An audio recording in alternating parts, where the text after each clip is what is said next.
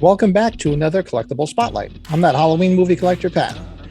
And this time around, we're going to look at the Michael Myers Light Up Mask, released for the first version in 2002 by the Paper Magic Group, which was releasing most of the original line of Halloween collectibles, licensed Halloween collectibles in the late 1990s, early 2000s.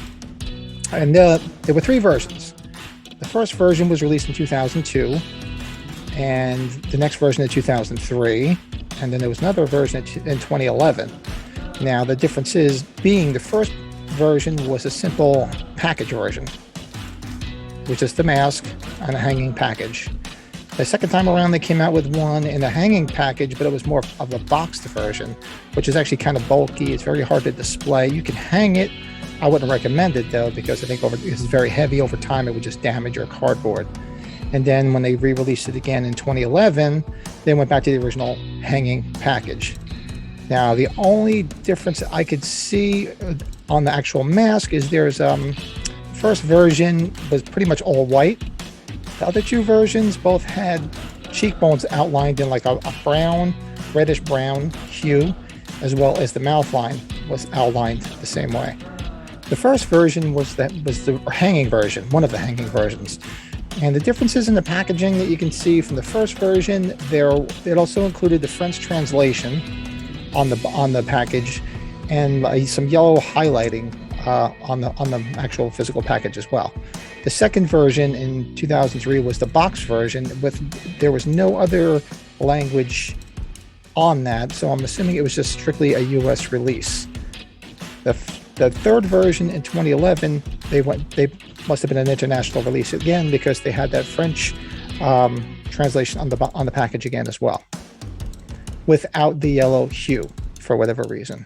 One similarity that all three versions does have is that all three versions have the same Paper Magic Group UPC part number, which is 6561840.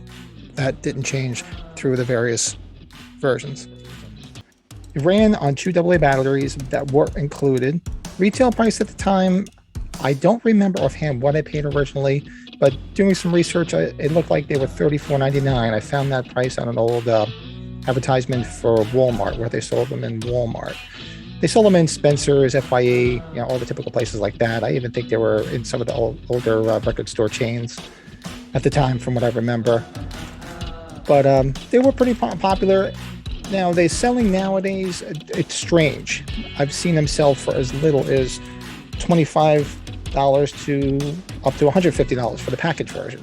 Now, for the boxed version, which seems to be rare, I've seen them go for anywhere from, I would say, $150 up to $225 even. Majority of them tend to stop working after a while because the batteries go dead, especially if you don't open it and change the batteries.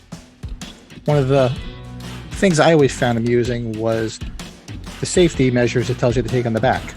If skin shows, apply color coordinated makeup on those areas the mask does not cover.